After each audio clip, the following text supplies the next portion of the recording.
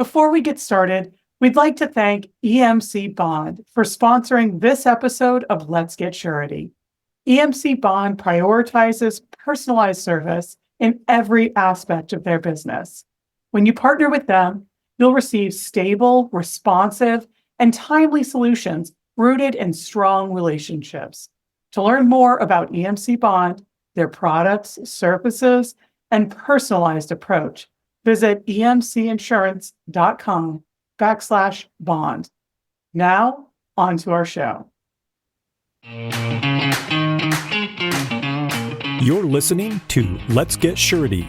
Let me hear your bonding talk with Kat Shamapande. Hey everyone, it's Kat Shamapande. Thanks so much for joining us for this episode of Let's Get Surety. I've got with me today my co-host, Mark McCallum, CEO of NESBP. Hey Mark, thanks for being on.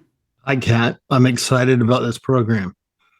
So today we're going to be talking about design build and progressive design build, and I can't think of a better guest to have with us to do that today. We've got Ken Cobley. He's the Senior Vice President and Counsel with AIA Contract Documents. Thanks for being on with us today, Ken. Oh, it's my pleasure. Thank you for inviting me. Yeah, it's good to have you on. Before we dive into this topic, can you just tell us a little bit about yourself and your background and about AIA Contract Documents? Sure. So I'm Senior Vice President and Counsel for AIA Contract Documents. I'm an attorney by training. I joined this program 19 and a half years ago. Prior to that, I had about 18 years construction litigation experience representing contractors, subcontractors, owners, suppliers, and a significant portion of my practice over the years was design professionals. And so I did that for about 18 years prior to joining the AIA program. That's great. Can you just tell us a little bit more about AIA Contract Documents and the process there for looking at new contracts or updating contracts that are already out there? Sure. So the AIA Contract Documents program dates back to 1888. The American Institute of Architects formed a committee for the purposes of developing standard contracts that could be used around the country on construction projects. The first was a uniform contract, which was an owner-contractor agreement. I think it was 4 legal pages. From that, we've grown the program to approximately 200 or more agreements covering a wide variety of project delivery models and some forms that get used in different scenarios for delivering the project, administering the project, etc.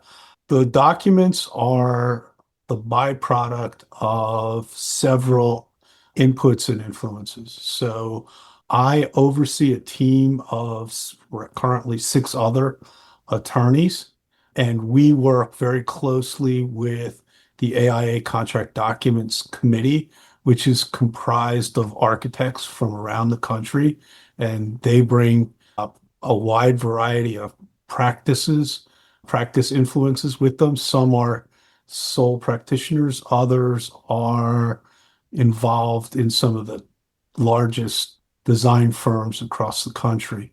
And so my team of attorneys and I work with that committee on a regular basis, and we either engage in the review and revision of existing documents in the portfolio, or sometimes we create new documents. Now, how does that happen? It's an iterative process. And so at any given time, the committee is broken down into task groups who are working on different documents. And each of the task groups is comprised of 4, 5, 6 committee members. An attorney works directly with them. They solicit input and do research on the topics that are relevant to that document. They go through drafts.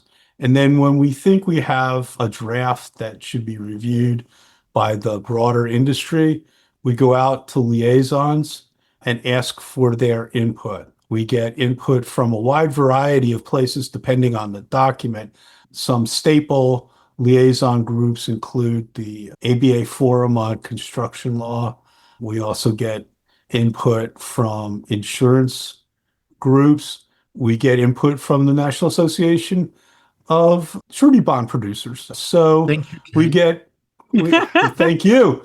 We appreciate the input. Some of the input is targeted to the knowledge base and area of expertise of the liaison or group that we go to. Some of it's broader. The ABA Forum has attorneys from around the country that represent all of the major stakeholder groups in the construction industry. And so we're fortunate to get that. We also obtain feedback from case law that's come out that we deem to be relevant, treatises, other publications. So we take all of that information, we take the feedback from the liaisons, we draft to it, we respond to their comments, we modify the document, sometimes based on the comments, sometimes we think that they're good comments, but just not suitable for what we're working on. And it goes through this iterative process until finally the task group determines that they have a finished product. It goes to the whole committee for review and approval.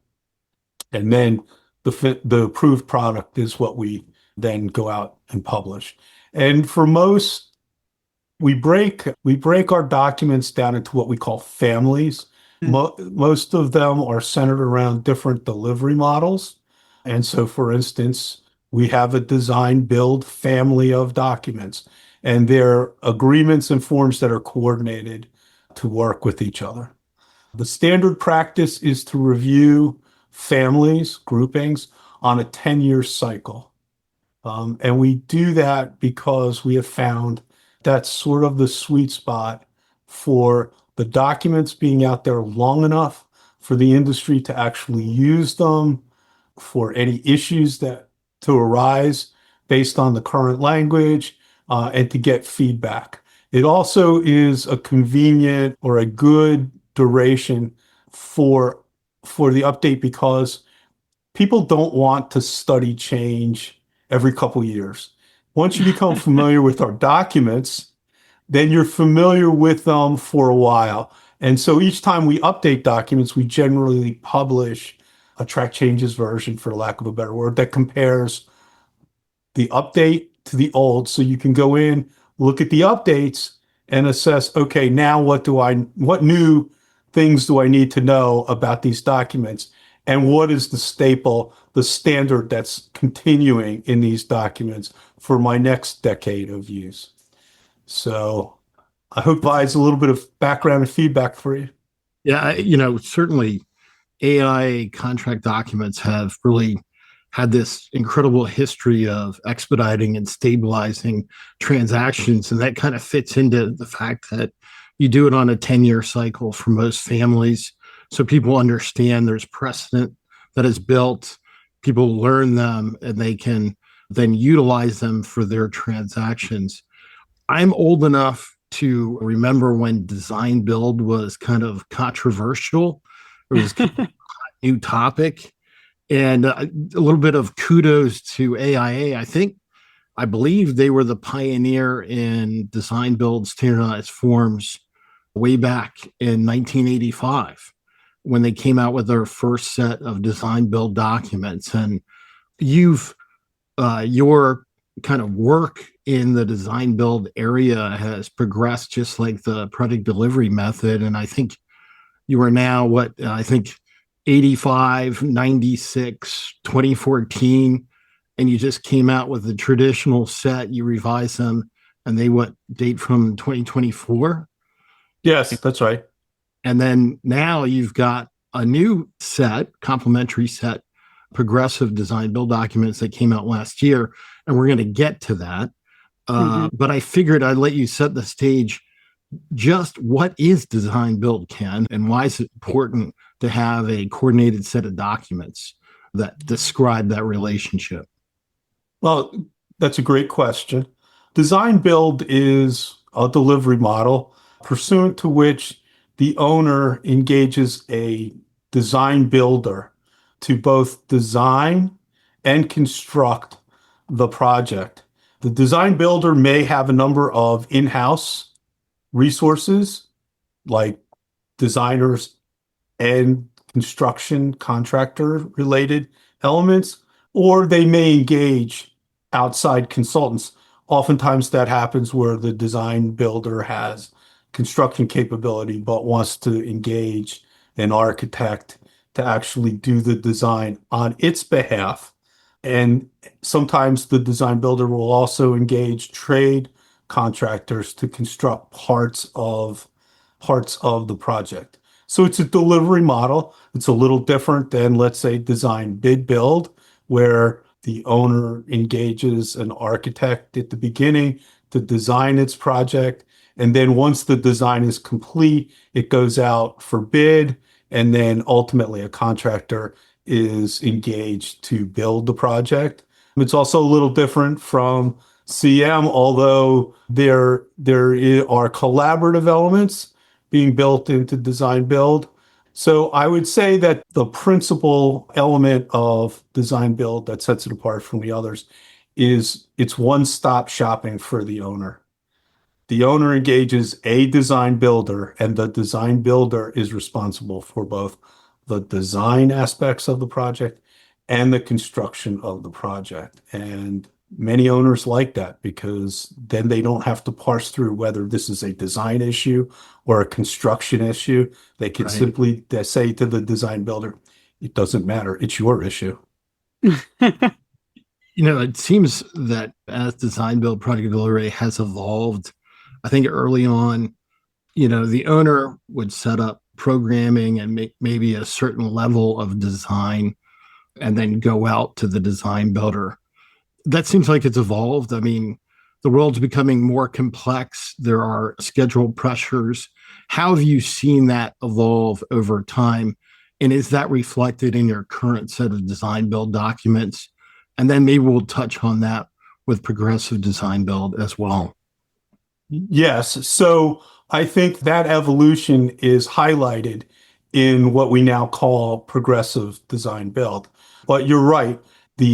One of the characteristics of design build is the owner provides a basic set of owner's criteria to the design builder, and the design builder is generally responsible for meeting the owner's criteria in the design and construction, but the design builder is usually given great latitude in how they meet those criteria, which means the owner in the more traditional design build area doesn't have a lot of influence over the ultimate design, at least not the way it's set up. Now, we also know that owners who enter into traditional design build sometimes don't realize, if it's their first go round, they don't realize that they've given up a lot of the influence over design. And so then there are a number of changes and so on and so forth.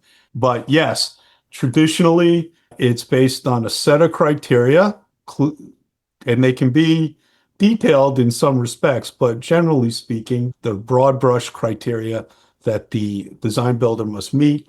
But as long as the design builder meets those criteria, then they're free to design the project and construct it as they see fit. Now, the progressive model envisions a whole lot more owner involvement in the design phase. That's really the key differentiator between the traditional model and the progressive model. So, is that fair to say that's from the get-go then of the kind of inception of the process that the design builder and the owner are going to be there together? And then does it also mean a more collaborative process through progressive design build? Yes, I would say it's more collaborative. And the way our documents are structured, that starts at the very beginning. The owner does still provide owner's criteria to the design builder, but one of the first steps that the design builder takes then is evaluation of those criteria and giving the owner back a very robust response to what the design builder understands the criteria to be, and constructability questions, suggestions, pricing, scheduling. A lot of that detailed work and examination goes in upfront and goes back as feedback to the owner upfront. Some people refer to that as the validation stage. And then from there, based on those comments, there may be refinements to the owner's criteria. There may be other changes, elements, and then they go on to the next phase.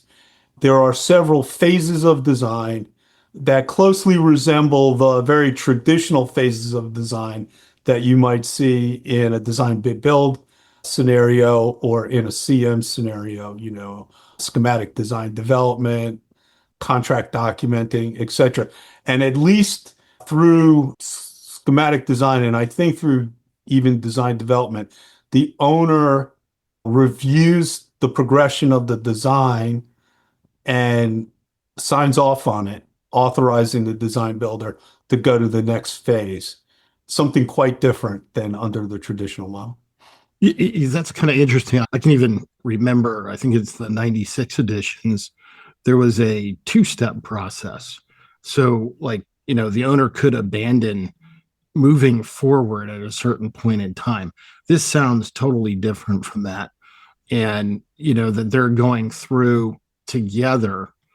So, particularly when they want a collaborative process like this, how does that translate in, for example, pricing of services and works? And then also, how do they handle disagreements?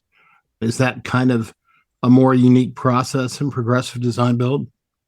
A little more unique, but so some people would say that an owner that's willing to or that wants to enter into progressive design build is going to engage the architect based on qualification-based selection as opposed to value-based. So there may be a difference in that element in cost. But what is going to happen in all of this is at the end of the day, in traditional, the owner is going to ask the design builder to submit a design build amendment, which will include pricing for the project. That happens in traditional, that's going to happen in progressive. The difference is in traditional, there's often a push to get that pricing, either whether it's a fixed price or a guaranteed maximum price, based on design documents that are less than fully baked, significantly less than fully baked, sometimes at the 20-30% complete phase, because they're interested in locking down who's going to build the project and move forward. Right. Progressive anticipate that design build amendment, the pricing will be negotiated later in the design of the project, perhaps as late as after design development, or maybe even during or after the development of construction documents. Now, what does that do? I think that's going to eliminate a lot of the uncertainty and risk that might be built into the price or the guaranteed maximum price. The details of the design should be more well fleshed out, more well known, and therefore the design builder should be able to give a more firm, hard, well estimated price for construction. Price. Then if there's kind of a disagreement along the way, how is that resolved in your progressive design build documents? Does it articulate a certain method or methodology to address that? Well, in progressive, there's two times what we call off ramps that the parties can use to say, this isn't going to work for us. One is at the end of the validation stage, and the other is during the development of the design build amendment. Certainly, if the parties cannot come to terms on the schedule and price, then there's no sense in trying to push the project forward. So they can get out then. And the same is true in traditional. If the parties simply cannot come to an agreement on the price and time and such for construction, then there is no agreement to move forward on, and they're out. So the design build amendment is always critical. But secondarily, because of this validation stage and everything, it's an early off-ramp for the parties. If the design builder's assessment of the project, understanding of the project, etc., is so wildly different than what the owner thought it would be, then that's a good time to reconsider who the design builder might be.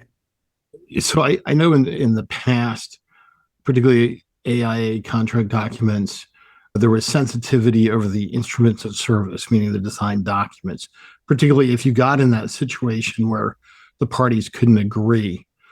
In these documents, progressive design build, what happens to the instruments of service should the parties want to part?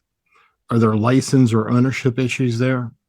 There's the ability for the parties to work out licensure so that the owner can continue to use the instruments of service that have been developed, but that may involve a fee. That will also involve some releases and indemnities so that the original designer and the original design builder is protected from downstream culpability because because the owner may be using, as I said, a 30-40% complete design at the time they part ways. And so there has to be some protection for that along the way as well. Yeah. What about, are there any unique treatments of the parties' liabilities in a progressive design build scenario or through your set of documents?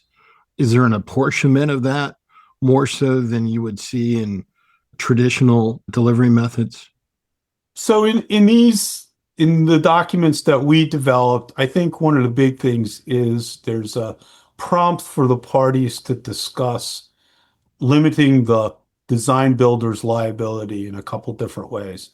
One, and it gets at it sort of an aggregated limit on liability. And there's a couple things that come into play. Certainly there are clauses, there are liquidated damages clauses that the parties can build in, and we prompt them to do that with a little more language and stuff in these new documents. And so that's one way that parties manage this overall exposure. We have the waiver of consequential damages, which also helps to, limit liability and potential. Absolutely.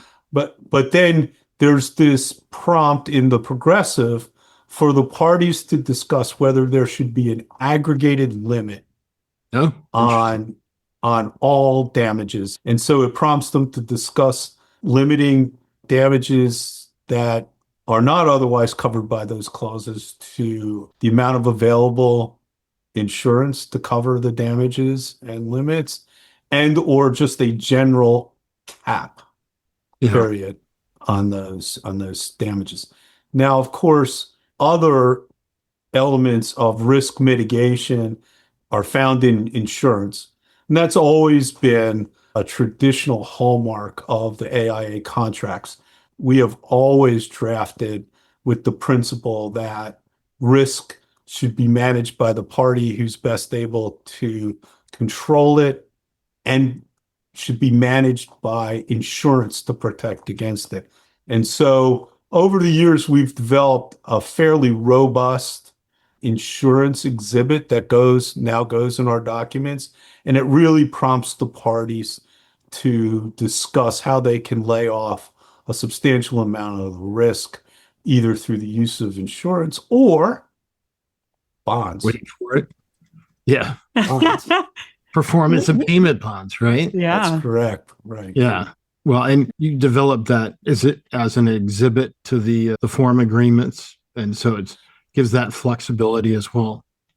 That's right. We actually went to an exhibit in the 2014 documents. That was sort of a precursor to what we were going to do in the years that followed. So in 2014, we did a very a basic insurance exhibit that was then made much more robust in the 2017 design bid build family, the ones some people know that as the A201 family.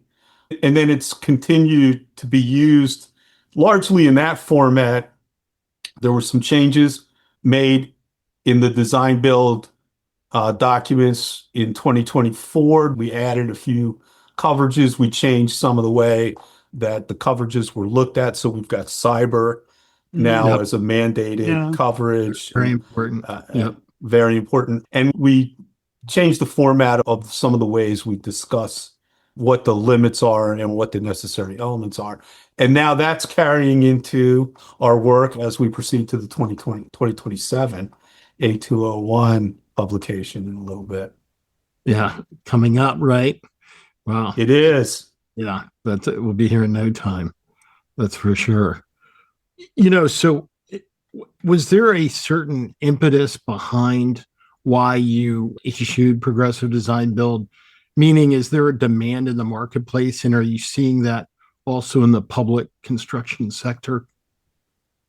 I think the public construction sector is following what's going on in the private sector. We certainly were hearing from many of the documents committee members that the movement was towards progressive. And so we wanted to answer that calling with documents that we felt were reflective of the trend in the industry.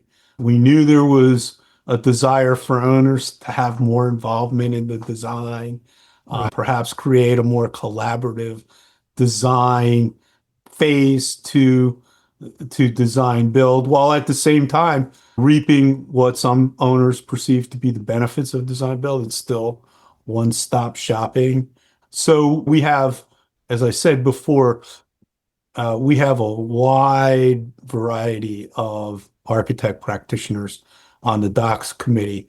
And so several of them particularly from large and mid-sized firms, were letting us know that this was, in fact, a movement that they perceived as here to stay for the benefits that we just discussed. And so we got them involved in the development of this. So I should explain that we have traditional documents, and then we have documents for design for progressive. We only created two agreements for progressive: the owner design builder and the design builder architect. Okay. And I think if we all think about that, it makes sense because, as we've said, the principal difference is all in the design phases and how design is handled among the owner, the design builder, and through the involvement of an architect if they're engaged by the design builder. And so those are the two documents that you have to, if you're considering using our documents and you want to make a selection, you have to say, okay, do I want the traditional version or do I want the progressive version?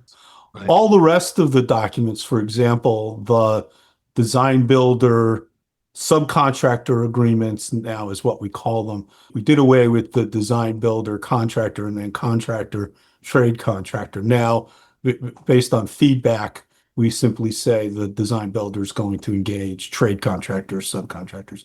But all of those other documents are used in both the traditional and the progressive. It's really just those two key agreements that are different. And I'd be remiss if I didn't ask you if you have good coordinated bond forms for these agreements as well. Over the years, we have reached out to and relied on significant feedback from NASBP. And we believe that right now, the bond forms that we have remain appropriate for use in design build. And that's the traditional A312 payment and performance bonds. We'll be back in some discussions, I think, about whether or not we need to tweak them or perhaps create a variety where the bonds may be in parts based on the design phase and then the construction phase. But we're having those discussions. We also are discussing that with our good liaisons at SFAA. So we'll be tying everybody together in that discussion going forward.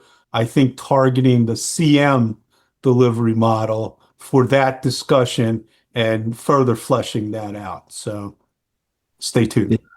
I know we will look forward to that discussion or discussions, which is great.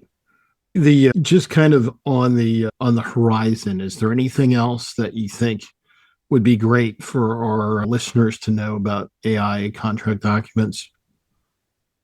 And also, where can they get more information about progressive design build and indeed all your documents? So I think that the big thing on the horizon for us now is the 2027 release of the A201 family of documents. And I think that people may see a few changes in there that might surprise them. So stay tuned. Now Any you've got teasers, Ken? Yeah. No, it's too early. You're not letting It's the cat too out of early the to bag. give a peek under the tent. I think people But- need to come back, Ken, on another podcast. Well, myself or one of the other attorneys on the team, Elisa Schneider or Sarah, or one of the other folks on my team will certainly be happy to do that, or all of us, depending on the documents that if you really want to drill down and focus on it. But that's the really big lift that's coming in 2027. And we're very much, it's a large group of documents, there's 30 plus by the time you get done with all of the different agreements on the design side and the construction side, and the A201 and the insurance exhibit that goes with some of that. So that's the really big hit on that. So stay tuned for 2027, everyone, and the changes coming out then. Mark, did you have another question? Well, just so I've been on your website. I think it's a great Yeah. website. Ken, why don't you tell us where people can go to see, information about the documents? And I know because there's a lot of information there. Yeah, so you can go to our website a couple different ways. You can go through AIA.org still if you want, or you can go to AIA contract documents, and we have a pretty unique, robust website. You can look at the different products that we offer, the different configurations of the way we do things. So that's AIAcontracts.com, and figure out what might be of interest to you. We're making some improvements in the software as well. That'll be coming out in the not too distant future. So there's a lot of different elements and a lot to consider. I do want to thank you. I know at least in the past, you've allowed us to make our kind of version of AIA bond forms as a service to the surety industry and all the input that it has had over the years. And we do provide what we call an NESPP equivalent form, thanks to your licensing on our website as well. So people can get that at nespp.org.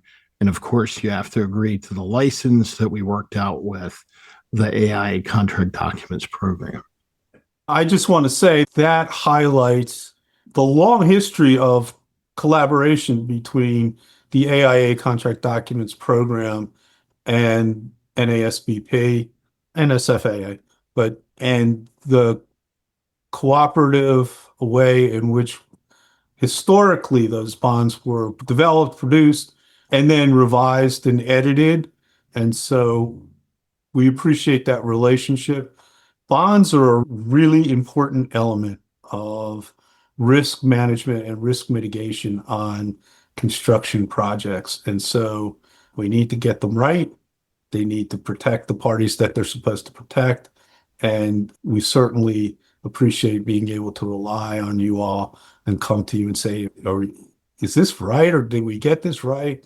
How should we work this out so that it meets the needs of the project participants and of the bond producers? So thank you. Yeah. Well, thanks for being on with us today, Ken, and talking us through design build and progressive design build and talking to us about some of the upcoming changes. We'll be sure to share the links that you mentioned for AIA contract documents and accessing the bond forms through NESBP as well. We'll have all that in the description for anyone who wants to take a look. And hopefully we'll have you or a member of your team back with us in 2027 to talk about the new that would be release. great. Well, thank you very much. And we look forward to coming back and visiting and having more discussions about the different forms that we have. Thanks, Ken. You've been listening to Let's Get Surety, brought to you by the National Association of Surety Bond Producers. For more information about the NASBP and its members, visit nasbp.org.